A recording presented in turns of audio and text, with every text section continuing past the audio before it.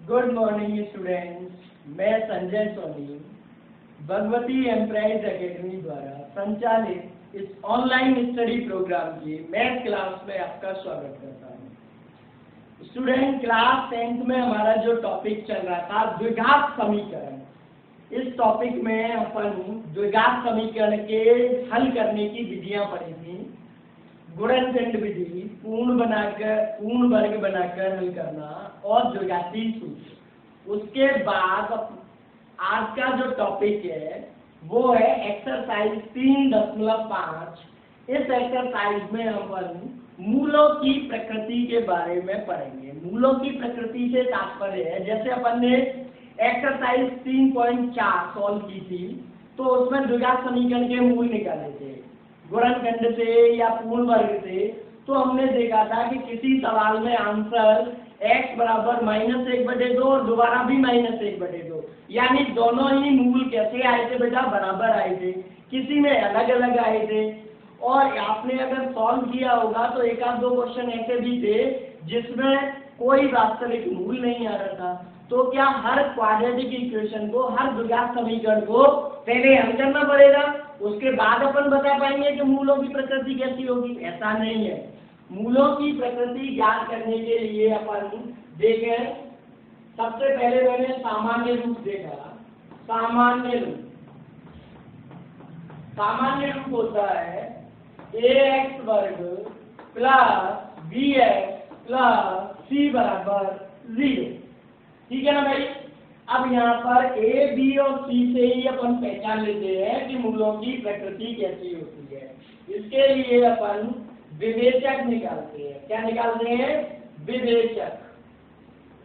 इसको d से note करते हैं और ये बराबर होता है b² - 4ac के। किसके बराबर होता है? b² - 4ac के। ठीक है ना बेटा? b² - 4ac के बराबर होता है। अब ये जो इसकी मान निकालेंगे अपन b² - 4ac का, ये हो सकता है धनात्मक आ जाए, हो सकता है 0 आ जाए, हो सकता है ऋणात्मक आ जाए। केवल 3 कंडीशन होंगी, या तो इसका मान धनात्मक आएगा मतलब 0 से बड़ा आएगा, या इसका मान एग्जैक्ट 0 आएगा, या इसका मान ऋणात्मक मतलब 0 से छोटा आएगा। केवल 3 ही बातें हो सकती हैं, या तो 0 से बड़ा आएगा, या 0 से छोटा आएगा, या 0 आएगा। इसके अलावा तो कुछ होने से रहा। तो तीनों ही कंडीशन में देखें। पहली कंडीशन ले ली, यदि b² -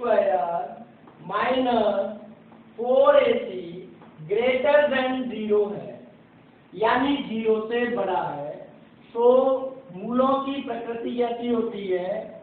दो वास्तविक एवं भिन्न मूल।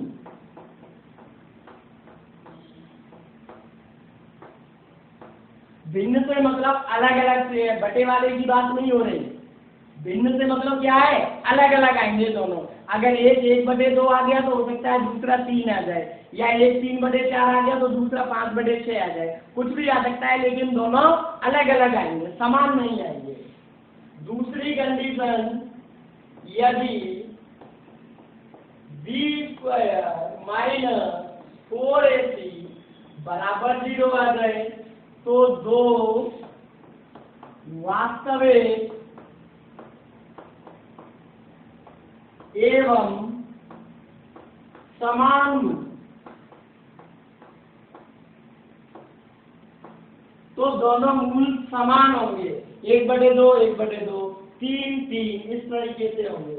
और तीसरी कंडीशन होती है, यदि b वर्ग - 4ac लेस देन 0 आ जाए, 0 से छोटा, तो कोई वास्तविक मूल नहीं होगा। ठीक है ना भाई? यदि 0 से छोटा आ रहा है तो कोई भी वास्तविक मूल नहीं होगा, और जब वास्तविक नहीं होंगे तो कैसे होंगे? समिश्र मूल होंगे। कैसे होंगे? समिश्र मूल होंगे। ये अपन क्लास 11th में पढ़ेंगे समिश्र मूल। अभी फिलहाल केवल दो के ही बारे में अपन विस्तार से पढ़ेंगे, भिन्न एवं वास्तविक और समान एवं वास्तविक। यहाँ पे केवल इतना ही लिखना है, कोई वास्तविक मूल नहीं होगा, मूल निकालने नहीं है, ठीक है ना भाई।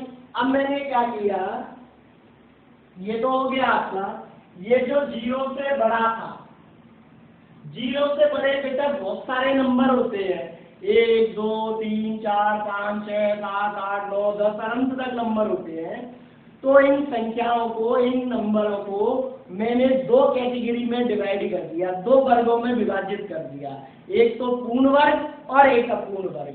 यानी जैसे b वर्ग माइनस 4ac का मान 1 आ गया, 2 3 4 5 6 7 8 9 10 कुछ भी आ सकता है। तो इसमें से ये वाले मान अलग कर लिए जिनका के पूरा पूरा वर्गमूल ज्ञात किया जा सकता है, और बाकी के अलग कर लिए।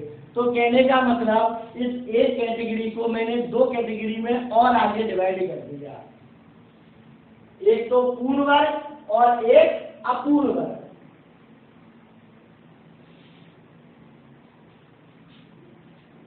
तो पहली को अपन ने फर्दर दो कैटेगरीज में डिवाइड किया। यदि b वर्ग माइनस 4ac ग्रेटर देन 0 तथा पूर्ण वर्ग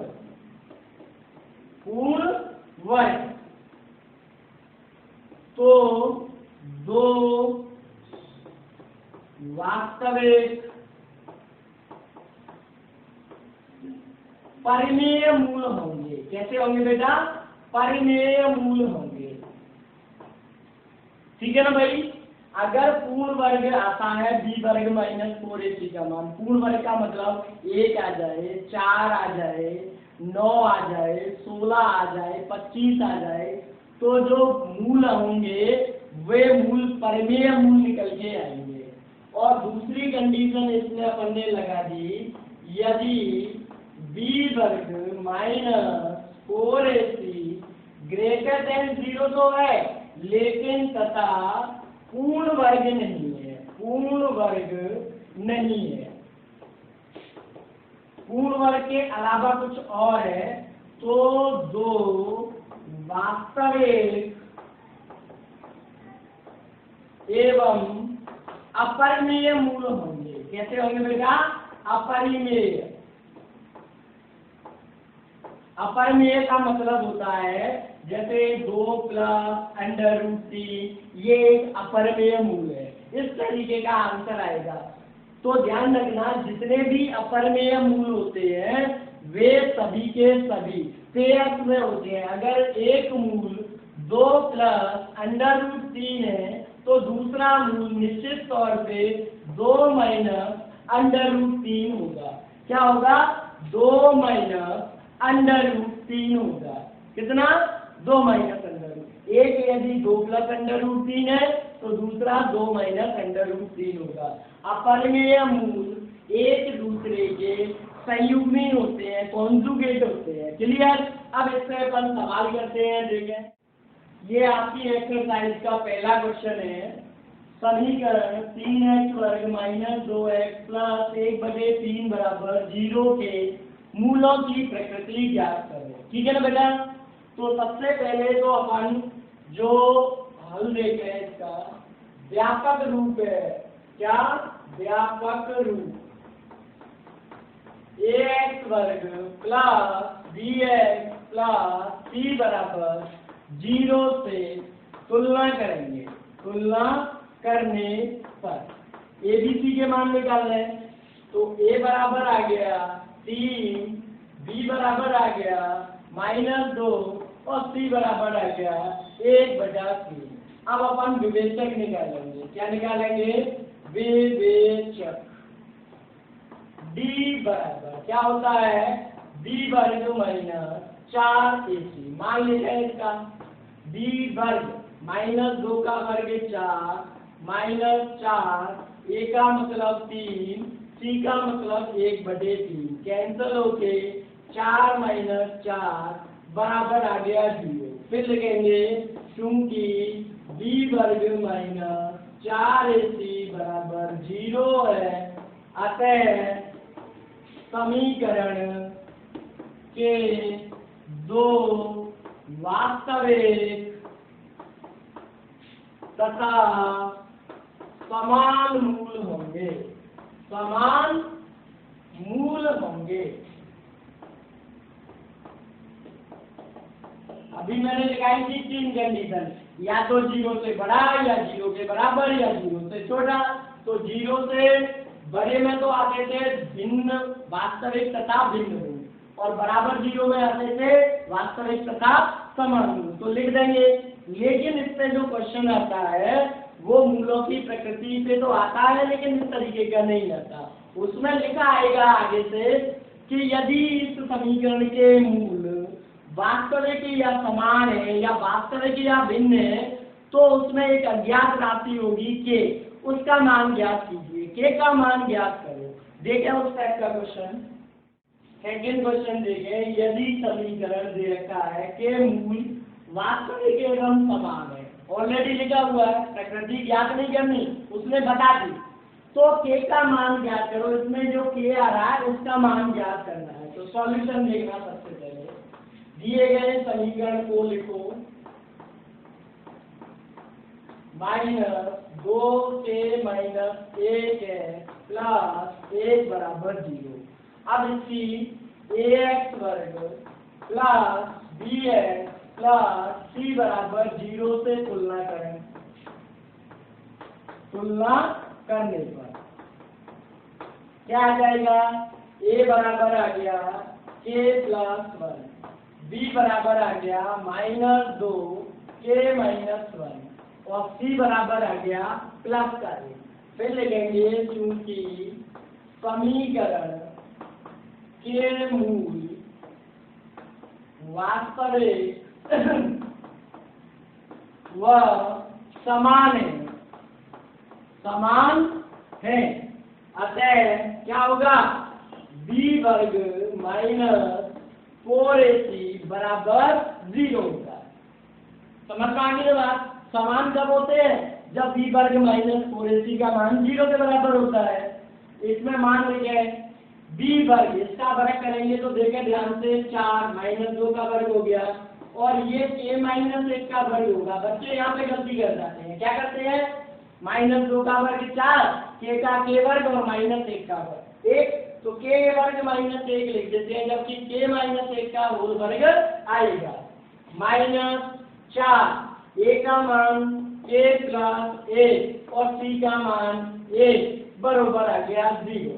अब देखो 4 a माइनस b का होल वर्ग लगा दिया, तो k वर्ग प्लस 1 माइनस 2k, -4 एकम 4, -4 से गुणा कर दिया तो -4k - 4 बरोबर में आ गया 0। 4 से गुणा किया 4k वर्ग प्लस के 4 माइनस के 8k माइनस के 4k - 4 बरोबर 0। -4 प्लस 4 कैंसल हो गया, 4k वर्ग -8 और 4 12k बराबर 0। अब मैंने इन दोनों में से 4k कॉमन ले लिया, तो बेटा k - 3 बचा बराबर 0। तो एक बार तो 4k को 0 के बराबर लिखेंगे तो k बराबर 0 या k बराबर 3, इसको 0 के बराबर लिखा तो k के दो मान आए अपने, k बराबर 0 और k बराबर 3। अब इन दोनों को एक बार रख के इसमें चेक कर लिया करें कि कहीं इनमें से किसी को भी रखें ये 0 तो नहीं हो रहा है, क्योंकि यदि a 0 हो गया, a 0 हो गया तो द्विघात समीकरण ही नहीं रहेगा। तो देखो 0 लिखने पे ये 1 बचेगा और 3 लिखने पे 4 हो जाएगा, तो अतः k के लिए दोनों ही मान सत्य होंगे। ठीक है ना भाई, कोई दिक्कत नहीं ना? अगला क्वेश्चन देखें। यदि समीकरण x वर्ग माइनस kx प्लस 9 बराबर 0 के दो वास्तविक असमान मूल दे रखे हैं, तो देखें जैसे अभी किया था उसी तरीके से करेंगे। सबसे पहले समीकरण को लिखे x वर्ग माइनस kx प्लस 9 बराबर 0, फिर इसकी तुलना करेंगे ax वर्ग प्लस bx प्लस c बराबर 0 से तुलना करने पर तुलना करेंगे तो a बराबर 1 आ जाएगा, b बराबर माइनस के आएगा, देखो b बराबर माइनस के और c बराबर 9 आ जाएगा। ठीक है ना भाई। फिर लिखेंगे क्योंकि समीकरण के दो वास्तविक व असमान मूल हैं, कैसे है? असमान मूल है। अतः क्या होगा बताओ? b वर्ग माइनस 4ac ग्रेटर देन 0 होगा। कैसा होगा? Greater than 0। मान लीजिए b वर्ग मतलब हो गया अपना k वर्ग minus 4ac greater than 0, k वर्ग माइनस 36 ग्रेटर देन 0। अब बेटा यहाँ पे ध्यान से सुने बात, ये समीकरण नहीं है, ये असमिका है। तो ऐसा नहीं कर सकते कि 36 का पक्षांतरण करके वर्गमूल ले लें। पक्षांतरण तो हो जाता है लेकिन वर्गमूल नहीं लिया जा सकता। k बराबर प्लस माइनस 6 यानी k greater than plus minus 6 नहीं आएगा। समझ में आ गई ना बात? इसको हल करने के लिए अपन गुणनखंड का सहारा लेते हैं। असमीकरणों को हल करने के लिए गुणनखंड का सहारा लिया जाता है। ठीक है, ये तो हो गया k वर्ग माइनस ये हो गया 6 का वर्ग, तो अब ये a वर्ग माइनस b वर्ग हो गया, तो a प्लस b और a minus b greater than 0। इसके बाद अपन क्रांतिक बिंदु ज्ञात करते हैं। क्या ज्ञात करते हैं बेटा? क्रांतिक बिंदु। क्रांतिक बिंदु से तात्पर्य है कि ऐसे मान जिनपे इसका मान 0 हो जाए। क्या हो जाए? 0। तो 0 के बराबर लिखते हैं। यदि k प्लस 6 बराबर 0 तो k बराबर माइनस 6। इसी प्रकार k माइनस 6 बराबर 0 तो k बराबर 6। फिर उसके बाद एक लाइन बनाओगे आप, ये k के मान नहीं आए अभी, इधर माइनस अनंत लिखोगे और इधर प्लस अनंत लिखोगे। जितने भी आपके क्रांतिक बिंदु आए उनको आरोही क्रम में, बढ़ते क्रम में इस पे जमा दोगे। तो सबसे छोटा माइनस 6 और उससे बड़ा प्लस 6, ऐसे अपन ने जमा दिए। और होते तो उनको भी जमा देते असेंडिंग ऑर्डर में, आरोही क्रम में, बढ़ते क्रम में। सबसे छोटा फिर उससे बड़ा, फिर उससे बड़ा, उससे बड़ा, सबको जमा दो। ठीक है ना भाई? फिर क्या करना है? सीधे लास्ट से इधर से अल्टरनेट क्रम में पॉजिटिव नेगेटिव पॉजिटिव ऐसे चिन्ह लगा दो। कैसे? सबसे पहले प्लस से स्टार्ट करना है। कंडीशन क्या है? प्लस से स्टार्ट करना है, फिर अल्टरनेट करना है, plus minus plus minus plus minus, ऐसे लिखते चले जाओगे आप। ठीक है ना भाई? अब देखो ये 3 भाग हो गए मेरे पास, 6 से लेके अनंत तक, माइनस 6 से 6 तक और माइनस अनंत से माइनस 6 तक। हो गए ना? अब इसमें से इन 2 भागों में धनात्मक है और एक भाग में ऋणात्मक है। अब असमिका पे आ जाइए। असमिका क्या है? असमिका ग्रेटर देन 0 है, यानी 0 से बड़ा, और 0 से जो भी नंबर बड़ा होता है वो कैसा होता है? धनात्मक। तो अतः मुझे इसका मान कैसा चाहिए? धनात्मक चाहिए। तो ये 2 अंतराल आ गए जिनमें इसका मान धनात्मक होगा। तो अतः कैसे लिखते हैं? देखो के अवयव है, पहला अंतराल लिखो माइनस अनंत से माइनस 6 और फिर एक यू बनाते हैं जिसे यूनियन बोलते हैं, 6 से अनंत। 2 अंतरालों को जोड़ने के लिए इस चिन्ह का प्रयोग करते हैं, इसको यूनियन बोलते हैं। क्या बोलते हैं बेटा? संघ, यूनियन। क्लियर? या फिर यहाँ से अपन पढ़े माइनस 6 से छोटा होना चाहिए के का मान, या 6 से बड़ा होना चाहिए। तो ऐसे भी लिख सकते हैं के is greater than 6 less than minus 6। इन दोनों में से कोई सा भी एक आंसर लिख सकते हैं, दोनों ही सही है, दोनों रूप ही सही है। ठीक है ना भाई। अब अगले वीडियो में अपन आगे की इसी एक्सरसाइज को करेंगे और अगली जो एक्सरसाइज है जिसमें लैसे और मैसे निकालने हैं उनको करेंगे। जब तक के लिए धन्यवाद।